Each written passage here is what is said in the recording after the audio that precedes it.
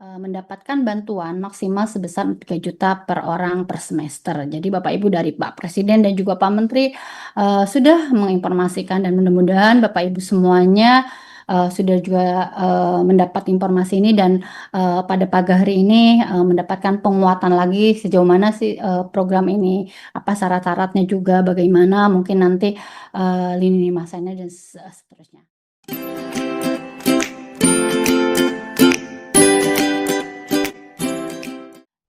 Bapak Ibu, seperti yang tadi sudah disampaikan oleh Bapak Direktur bahwa memang Kementerian Pendidikan Dasar dan Menengah dari tahun lalu memang sudah melaksanakan program pemenuhan kualifikasi akademik S1 D4. Ini adalah sebagai program prioritas Kemendikdasmen dari Bapak Presiden melalui Asa Cita 4, di mana memang untuk memperkuat pembangunan sumber daya manusia, sains, teknologi, pendidikan, kesehatan peserta, olahraga, kesetaraan gender, dan serta penguatan peran perempuan, pemuda, dan penyandang disabilitas. Nah, dari asal cita itu kami terjemahkan ke dalam program prioritas Kemendikdasmen, di mana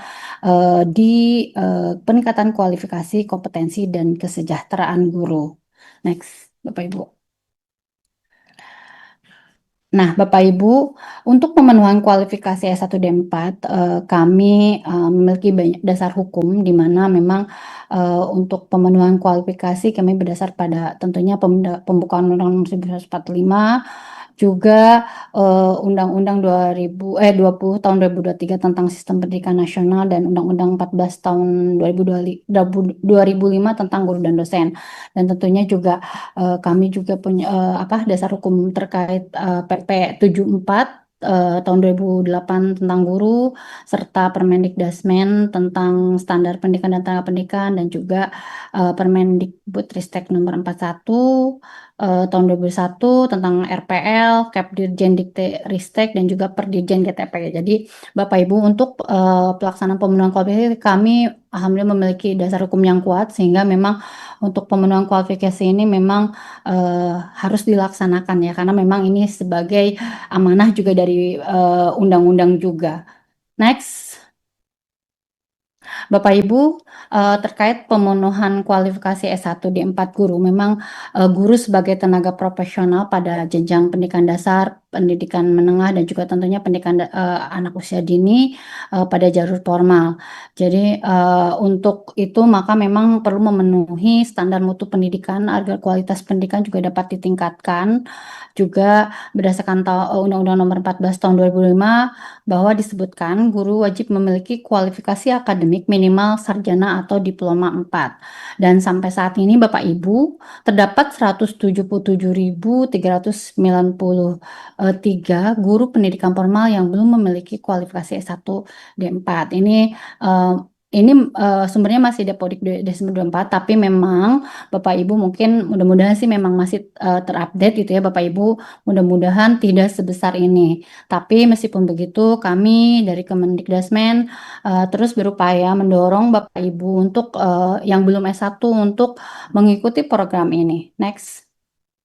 Nah, Bapak Ibu, untuk sesuai dengan pidato Bapak Presiden di Hardiknas 2 Mei 2025 dan juga tentunya juga pada saat puncak HGN, memang Bapak Presiden sangat mendorong bahwa guru-guru memang harus memenuhi kualifikasi S1 D4, karena ketika Bapak Ibu guru sudah memiliki S1 D4, insya Allah itu akan nanti ke tunjangan profesi segala macam, dan memang tentunya untuk kompetensi guru Bapak Ibu sendiri. Next.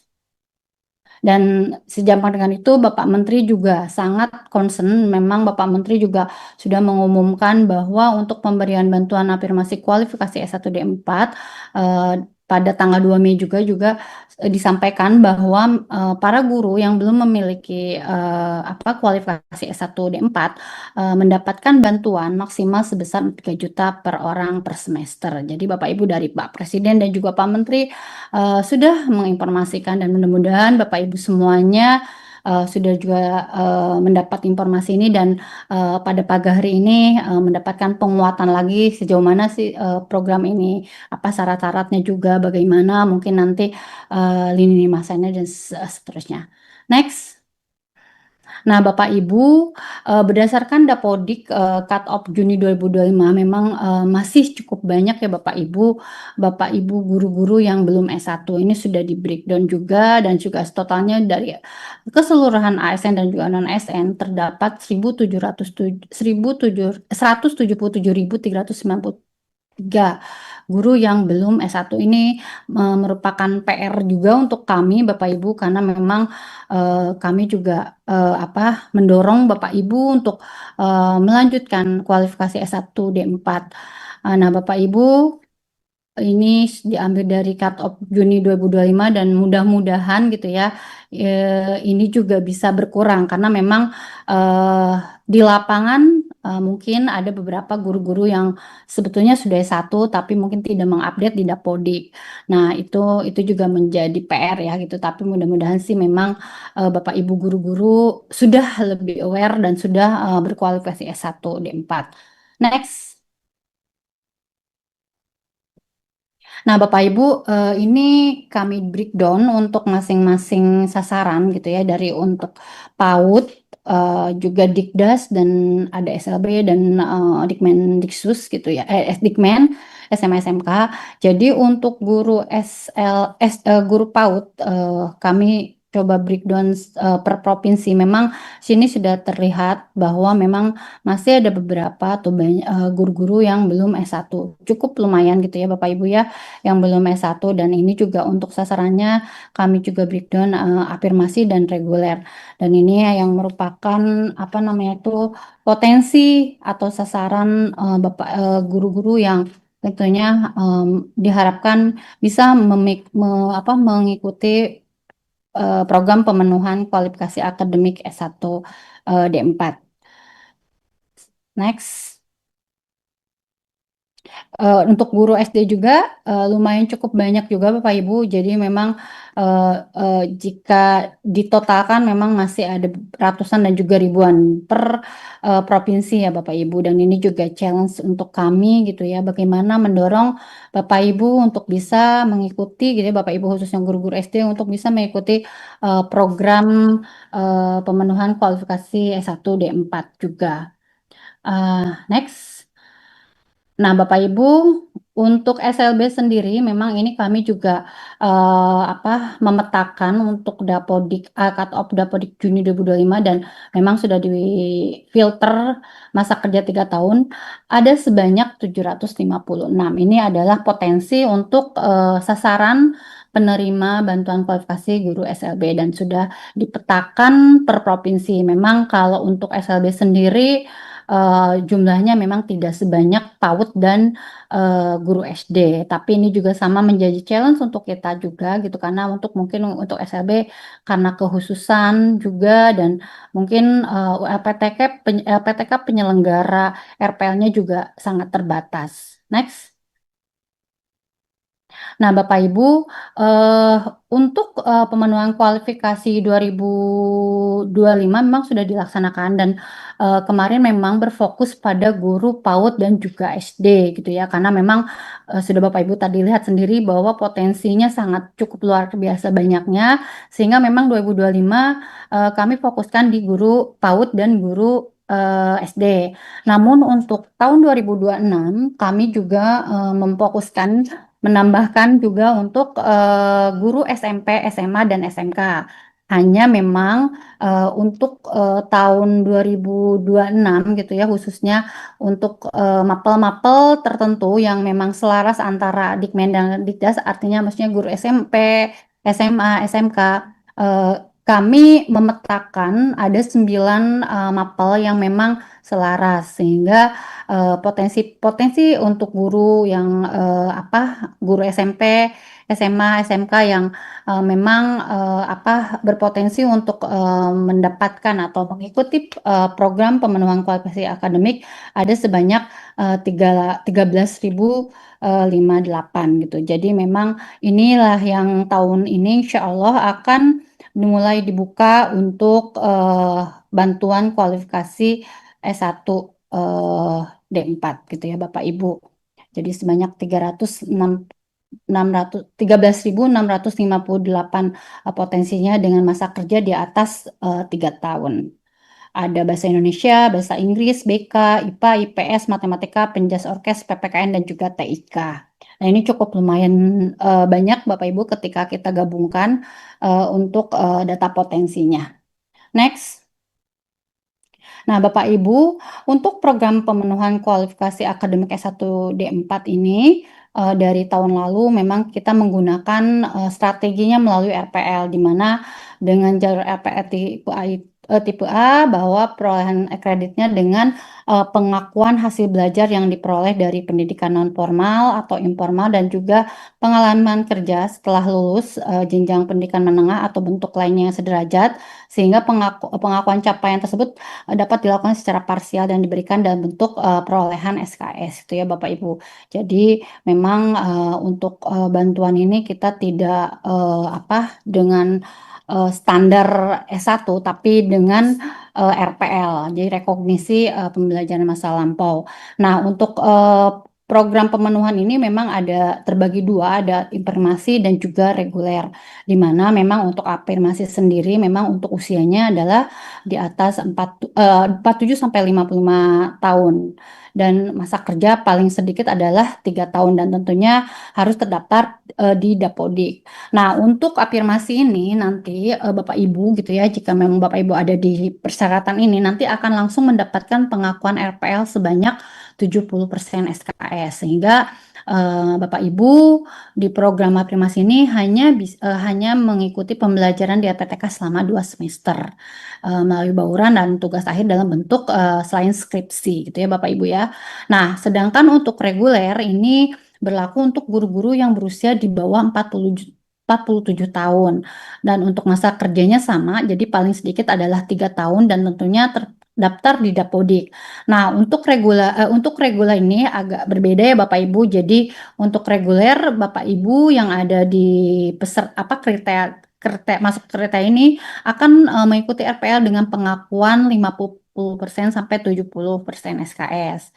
Dan Bapak Ibu mengikuti pembelajaran paling sedikit selama 2 semester, baik melalui luring, daring, atau bauran.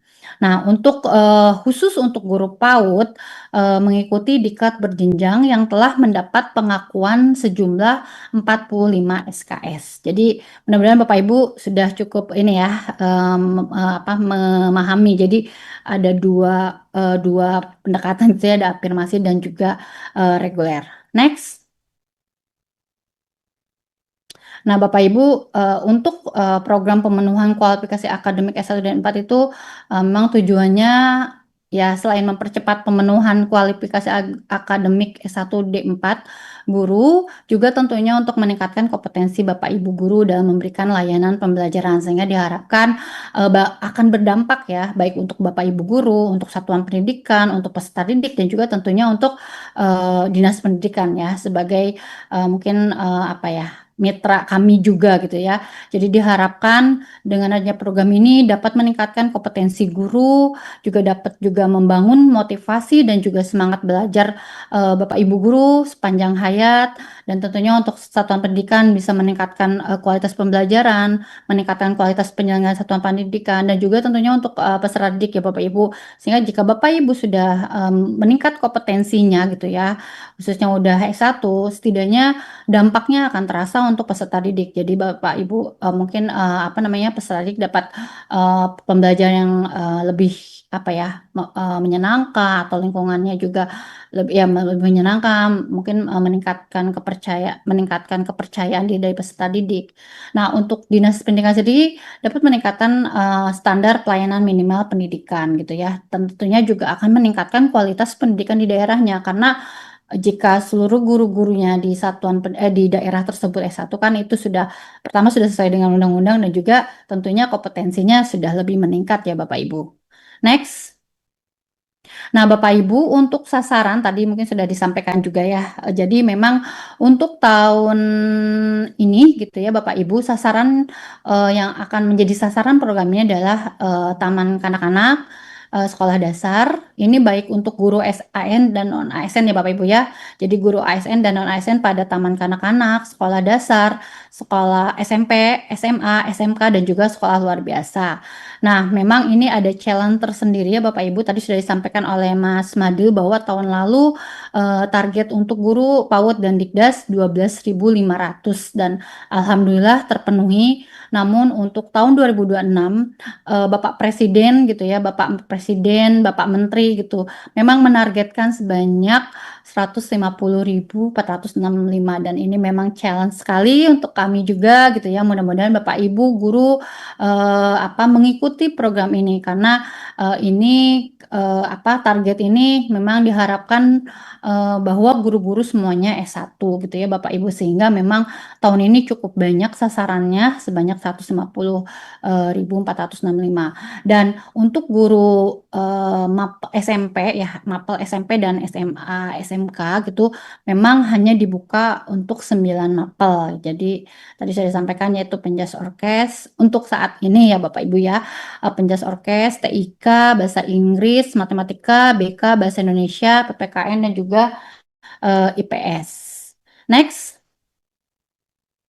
Nah, Bapak Ibu, untuk lini masa afirmasi terkait program ini memang diharapkan penyelesaian guru-guru yang belum memiliki kualifikasi S1 D4 itu dapat dituntaskan. Bukan dapat ya, harus dituntaskan hingga tahun 2028 sehingga harapannya Bapak Ibu tahun 2029 seluruh guru-guru akan mendapatkan sertifikat pendidik dan juga tentunya mendapatkan peningkatan kesejahteraan melalui pemberian TPG. Nah, saat ini yang sedang berlangsung guru-guru di 2025 atau penerima program 2025 memang sedang melaksanakan semester lanjutan ya Bapak Ibu ya. Jadi akan diharapkan tahun 2026 yang penerima 2025 sudah selesai dan 2026 penerima 2026 diharapkan sudah selesai jika dibuka di awal selesai pada tahun tersebut 2026 dan bisa melakukan PPG. Dan jika dibukanya di tengah semester di semester apa ya saya lupa kalau ganjil itu genap ya itu bisa selesai 2027 gitu dan untuk penerima kualifikasi 2027 diharapkan dapat selesai di 2028 jadi pada tahun 2028 sudah tidak ada lagi guru yang belum memiliki S1 kualifikasi S1 atau D4 ini harapan kami dan mudah-mudahan terlaksana gitu karena memang tadi sudah disampaikan ketika guru-guru sudah S1 nanti akan berdampak juga pada peningkatan kesejahteraan Bapak Ibu gurunya karena bisa mengikuti sertifikasi dan juga tentunya nanti akan mendapatkan tunjangan profesi gitu. Itu harapannya dari kami. Next. Nah, Bapak Ibu, untuk persyaratannya mungkin ini saya highlight ya Bapak Ibu, karena memang ini programnya pemenuhan bantuan kualifikasi S1 atau D4, kualifikasi akademik S1 D4, artinya berarti Bapak Ibu guru yang mengikuti program ini adalah yang belum S1. Jadi untuk kualifikasi pendidikannya memang paling rendah adalah lulusan SMA atau bentuk sederajat gitu ya. Nah, nanti Bapak Ibu juga persyaratannya memiliki portofolio capaian pembelajaran dari pendidikan formal, non-formal atau informal yang sesuai dengan prodi yang akan dituju. Tentunya Bapak Ibu harus terdaftar di dalam Dapodik. Dan untuk usia maksimalnya adalah 55 tahun. Dan tentunya Bapak Ibu aktif mengajar pada satuan pendidikan atau melaksanakan penugasan sesuai dengan ketentuan peraturan perundangan untuk masa kerja di atas 3 tahun. Next. Nah, Bapak Ibu, ini adalah proses penetapan peserta. Jadi saat ini kami atau kita Bapak Ibu ya berada pada penyampaian informasi. Jadi kami kemarin sudah melakukan juga sosialisasi baik ke UPT kami gitu ya, BGTK, BBGTK dan juga kepada Dinas Pendidikan. Nah, harapannya gitu hari ini memang kami mengundang juga Bapak Ibu guru-guru untuk juga ikut mendengarkan. Dan hasil dari penyampaian ini diharapkan yang kemarin para distrik juga akan menyampaikan juga gitu ya informasinya pada guru-guru yang menjadi calon peserta untuk melakukan pendaftaran pada SIPKA. Mungkin ada beberapa guru-guru yang tidak bisa hadir gitu ya di sosialisasi hari ini. Nah, kami berharap dari dari penyampaian kemarin kami mengundang distrik sudah bisa disampaikan juga informasinya. Karena Bapak Ibu yang akan mengikuti program ini harus mendaftarkan di aplikasi SIPKA. Nah, untuk pendaftarannya sendiri gitu ya Bapak Ibu nanti akan mendaftar melalui SIPKA, nanti akan memilih prodi atau program studi dan juga mengisi biodata serta mengunggah dokumen. Nah, mungkin Bapak Ibu nanti jangan lupa juga gitu ya, ketika Bapak Ibu mendaftar itu disubmit gitu ya. Karena jika Bapak Ibu tidak disubmit itu kan tidak akan apa namanya, tidak akan terdata gitu. Jadi mohon diperhatikan gitu ya Bapak Ibu untuk Bapak Ibu apa namanya tuh setelah mendaftar tuh memang mensubmit ya. Nah, nanti setelah itu akan dilakukan verifikasi oleh UPT dan juga dinas gitu ya. Setelah dilakukan verifikasi terhadap calon peserta, mungkin ya, atau mungkin Bapak Ibu di sini salah satunya sebagai calon peserta, nanti akan disampaikan apa data calon peserta yang lolos verifikasi kepada LPTK dan juga Dinas Pendidikan gitu ya. Jadi memang verifikasinya oleh UPT, nanti juga bersama-sama dinas. Setelah itu nanti akan disampaikan siapa yang lolos verifikasi kepada LPTK. Jadi kami juga nanti akan apa berkoordinasi dengan LPTK. Setelah itu baru nanti LPTK akan melakukan penjelasan teknis tentang tata cara pendaftaran RPL-nya. Jadi yang pertama Bapak Ibu apa mendaftar dulu di aplikasi kami SIPKA, nanti akan dijelaskan oleh Pak Ari. Nah, setelah itu jika Bapak Ibu sudah lolos verifikasi, nanti Bapak Ibu juga akan mendengarkan kembali eh, penjelasan teknis tentang tata cara bagaimana mendaftar RPL di LPTK. Jadi ada dua tahapan ya Bapak Ibu ya, di kami dan juga nanti di LPTK. Nanti setelah Bapak Ibu mendapatkan penjelasan, Bapak Ibu akan mendaftarkan apa melakukan pendaftar RPL sama nanti akan Bapak Ibu mengisi biodata juga apa form evaluasi diri disertai dengan dokumen-dokumen ya Bapak Ibu ya. Nah, setelah itu, setelah mendaftar, nanti LPTK akan melakukan penilaian ya Bapak Ibu ya. Melakukan penilaian dengan mekanismenya ada evaluasi diri calon mahasiswa, nanti juga ada wawancara juga Bapak Ibu. Jadi memang tahapannya cukup apa namanya cukup. Ya, mudah-mudahan sih nggak panjang ya, cuman memang ini adalah tahapan yang memang harus dilalui oleh Bapak Ibu yang mengikuti program ini. Tapi insya Allah sebenarnya tidak susah Bapak Ibu ketika Bapak Ibu memang sudah bertekad ingin belajar sepanjang hayat, insya Allah dengan apa proses seperti ini tidak menyulitkan Bapak Ibu ya. Nanti Bapak Ibu mohon apa jangan lupa untuk mendaftar dulu ya Bapak Ibu. Nah, setelah LPTK melakukan penilaian, nanti dari kami gitu ya, dari Kemendikbudrismen melalui direktorat masing-masing. Jadi untuk PAUD oleh PAUD, guru PAUD, oleh direktorat guru PAUD, untuk guru SD, SMP mungkin nanti oleh guru Dikdas, direktorat guru Dikdas gitu ya. Untuk SMA, SMK, SLB nanti oleh direktorat guru PMPK. Nah, nanti para direktur akan menetapkan SK penetapan peserta program. Dan nanti kami juga akan berkoordinasi dengan dinas sehingga dinas bisa menerbitkan surat izin belajar bagi Bapak Ibu yang mengikuti program ini. Next. Nah, Bapak Ibu, untuk timelinenya sendiri, untuk tahun 2025 memang ini sedang berlangsung ya Bapak Ibu. Jadi sedang melakukan masih pembelajaran. Namun untuk 2026 sebenarnya kita sudah kemarin sudah sempat memulai di bulan Desember. Namun ini akan dibuka secara bebas untuk pendaftarannya nanti di tanggal 24 Januari. Jadi Bapak Ibu nanti dan misit dan jangan lupa ya. Jadi pendaftarannya di 24 Januari. Jadi nanti Bapak Ibu bisa langsung mendaftar ke SIPKA. Seperti itu. Next.